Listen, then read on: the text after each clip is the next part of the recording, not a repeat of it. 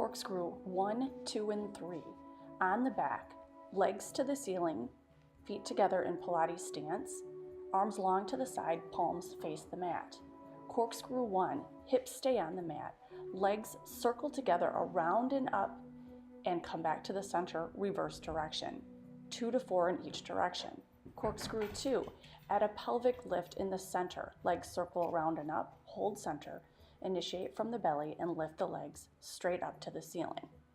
For corkscrew 3, circle the legs around and up, lift the hips up, coming up the side of the spine, reaching the legs up and overhead. Lower down the same side, circle the legs, come around and up the other side, scooping the belly, reaching long through the legs and lowering. The goal of the exercise is to strengthen the powerhouse, lengthen the thighs, and teaches separation of the legs from the pelvis. 2 to 4 reps of each corkscrew 1, 2, and 3.